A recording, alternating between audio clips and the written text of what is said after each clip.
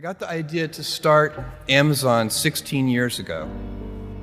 I was working at a financial firm in New York City with a bunch of very smart people, and I had a brilliant boss I much admired. I went to my boss and told him I was going to start a company selling books on the internet.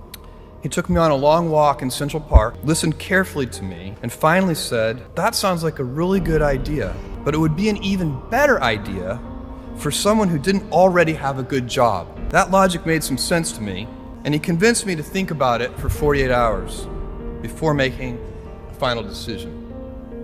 After much consideration, I took the less safe path to follow my passion, and I'm proud of that choice. Seen in that light, it really was a difficult choice, but ultimately, I decided I had to give it a shot. I didn't think I'd regret trying and failing, and I suspected I would always be haunted by a decision to not try at all. I believe in the power of wandering. All of my best decisions in business and in life have been made with heart, intuition, guts, not analysis. When you can make a decision with analysis, you should do so, but it turns out in life that your most important decisions are always made with instinct, intuition, taste, heart. I got the idea to start Amazon 16 years ago. I came across the fact that web usage was growing at 2,300% per year, and I'd never seen or heard of anything that grew that fast. And the idea of building an online bookstore with millions of titles, something that simply couldn't exist in the physical world, was very exciting to me. I just turned 30 years old, and I'd been married for a year. I told my wife, Mackenzie, that I wanted to quit my job and go do this crazy thing that probably wouldn't work, since most startups don't, and I wasn't sure what would happen after that. Mackenzie, also a Princeton grad and sitting here in the second row, told me I should go for it.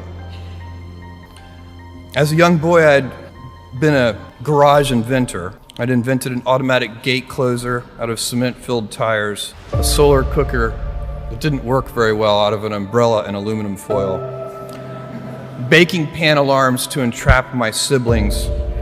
I'd always wanted to be an inventor, and she wanted me to follow my passion. You know, Amazon started as a very small company. It was me and a few other people. I was driving all the packages to the post office myself in my 1987 Chevy Blazer. When I raised money for Amazon, I had to raise $1 million, which I raised from 22 different investors, $50,000 each. They got 20% of the company. 40 people told me no, so I had to take 60 meetings to get 20 yeses. The first question was always, what's the internet? And I had to walk through that. And this was 1994, early 95.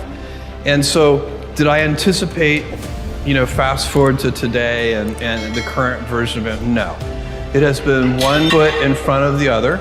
And I think that is true for most businesses, where you kind of proceed adaptively, step by step. You figure it out, you have a success, and then you kind of double down on that success and you figure out what else you can do, what customers want. You cannot invent and pioneer if you cannot accept failure. To invent, you need to experiment. And if you know in advance that it's going to work, it is not an experiment. And so that's a very important thing. They are inseparable twins, failure and invention. And so you have to be willing to do that. And it's embarrassing to fail. It's always embarrassing to fail, but you have to say, no, that's not how this works. If I said to you, you have a 10% chance with a particular decision, a 10% chance of a 100x return, you should take that bet every time, but you're still gonna be wrong 9 out of 10 times, and it's gonna feel bad 9 out of 10 times.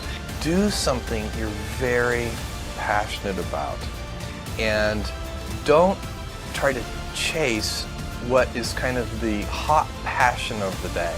It encourages you to experiment more. It's the right business decision to experiment more. It's also better for your customers. Customers like the successful experiments. One day, you'll understand that it's harder to be kind than clever.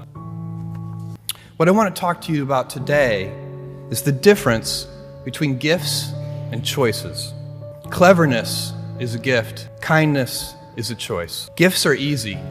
They're given after all. Choices can be hard. You can seduce yourself with your gifts if you're not careful, and if you do, it'll probably be to the detriment of your choices. This is a group with many gifts. I'm sure one of your gifts is the gift of a smart and capable brain. I believe you'll even see us understand the human brain. Jules Verne, Mark Twain, Galileo, Newton, all the curious from the ages would have wanted to be alive, most of all, right now.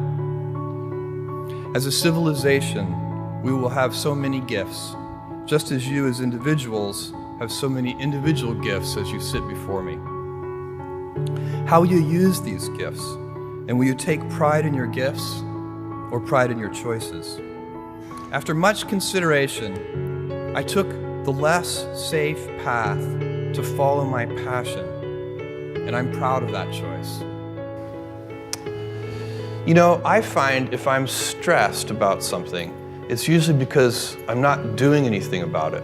And so if I'm stressed about something, I'm trying to figure out, why am I stressed? I'm listening to my body as a signal that something is awry. And then I find that the stress goes away the second I take the first step of identify the source of the stress. Why am I stressed about this? What's going on?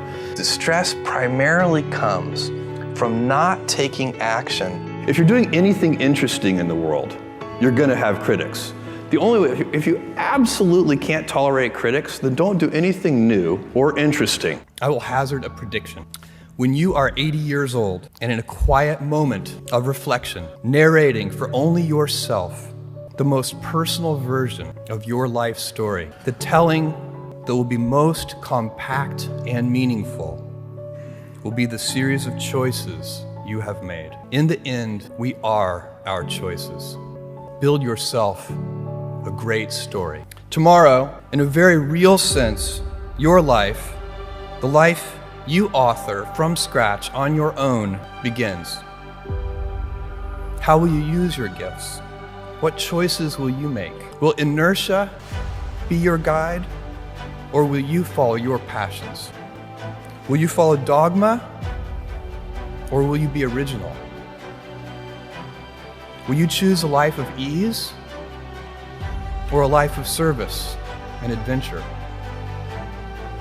Will you wilt under criticism, or will you follow your convictions? Will you bluff it out when you're wrong, or will you apologize? Will you guard your heart against rejection, or will you act when you fall in love? Will you play it safe, or will you be a little bit swashbuckling? When it's tough, will you give up, or will you be relentless? You know, we all have adversity in our lives. I doubt if you really, if you know somebody, any friend or anybody that you talk to, there's no lack of adversity. And by the way, that's good, because it's what teaches us how to get back up. You fall down, you get back up. It always happens. Will you be clever at the expense of others, or will you be kind? Thank you, and good luck. Unlock the doors to a premium wealth building experience. Limited spots available. Click the link in the description box to join the Wealth Builders Club. See you in the next video.